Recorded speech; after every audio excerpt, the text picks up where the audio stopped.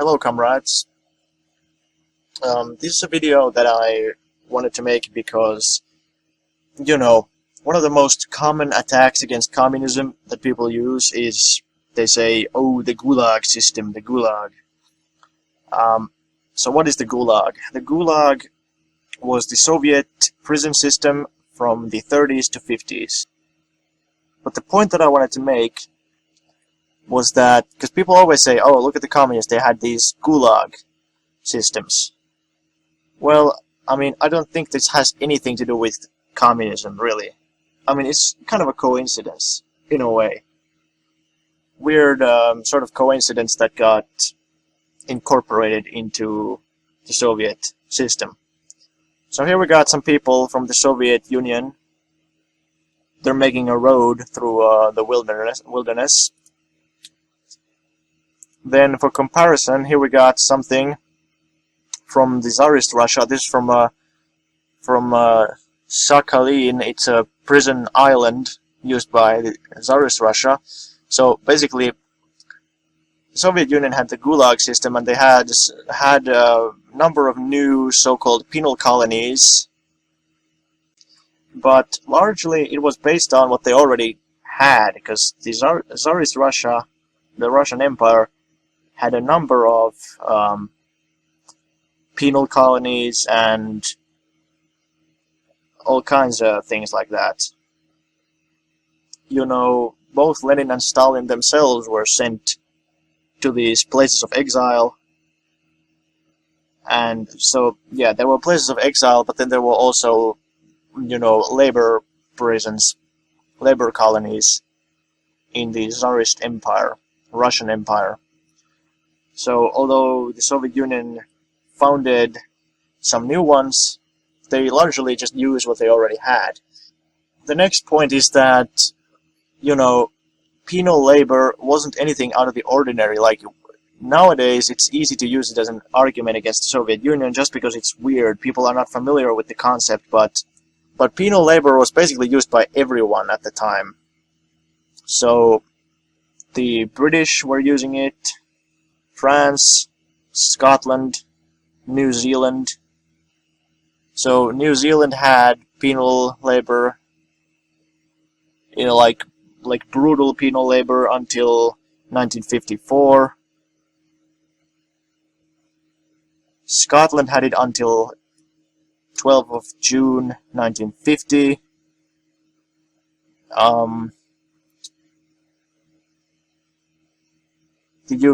England and Wales had it until 1948. The United States, of course, still has it. This is the oldest prison farm in the US from 1901, so oldest currently being used. So even today it has thousands of people. 4,000 people, nearly 5,000. And until the 60s, of course, they were segregated. So this is kind of my point. Like, they're talking here about involuntary servitude, penal servitude, imprisonment with hard labor. And then there's examples of all these countries. British Empire, England and Wales, so more recent than the British Empire. As I said, throughout the 40s, pretty much everyone began to stop using this in the 50s. Just like the Soviet Union did. Now, of course, everyone still has prisons, but that's different. Then there's political prisoners, which are different. After the Gulag system was shut down, Soviet Union still had a prison system for regular prisoners, and it still had prisons where there were political prisoners, just like any country. Depending on if a person is granted political prisoner status or not. Oftentimes they just call them terrorists. They don't call them political prisoners. So, the people in West Germany who, the Red Army faction. They weren't called political prisoners by the government, they were called terrorists. But they were political prisoners. Similarly, like in Guantanamo, where they torture all those people, they're political prisoners. But they're just called terrorists. The FBI, Federal Prison Industries, is a U.S. government-owned corporation founded in the 30s, and it's entirely based on penal labor, so prison labor. Now, I believe that these days they actually do pay them like you get like half a cent a day or something working working like that. So that's of course slightly different, and it's not really as hard as it was before.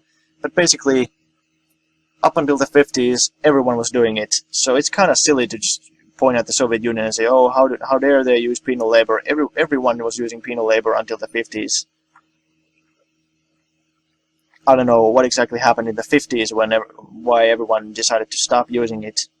Almost exactly the same year. I mean, the Soviet Union stopped it in 54, 55, Scotland in 50, Northern Ireland 53, England 48, New Zealand 54, same year as the Soviet Union. So, although the United States never apparently has officially stopped doing it, so that's kind of interesting. The biggest critic of the Soviet Union is still using penal labor. Oh, almost forgot. One thing I wanted to add before I go, before any anarchist comes here and says, okay, well the capitalists have forced labor and all these things, and the communists have forced labor and all these things, but we anarchists, we're better. We didn't ever do that. No, you're not better. I will put into the description a couple of links. These are both from Libcom, so you know, can't say that it's some kind of a Stalinist, Leninist source. No, it's anarchist and anarcho-communist, libertarian Marxist source. There's a link to some stuff about the Makhnovist secret police and their prisons. I mean, of course, everyone knows about the Makhnovist chain gangs. And then there's some stuff about Spain, how the anarchist Justice Minister Garcia Oliver, I'm probably mispronouncing that name, but anyway, argues in favor of setting up concentration camps. That term is probably, you know, hyperbole, but anyway. Then Friends of Durruti advocating for forced labor. Now, Friends of Durruti were they were the anarchists that refused to cooperate with the Soviet Union. So there's that, you know, whether you want to call them concentration camps. I'm sure they didn't actually want concentration camps, as in death camps. I'm sure they probably meant prison camps. Well, I'm not even going to assume what they meant. But in any case, they had forced labor.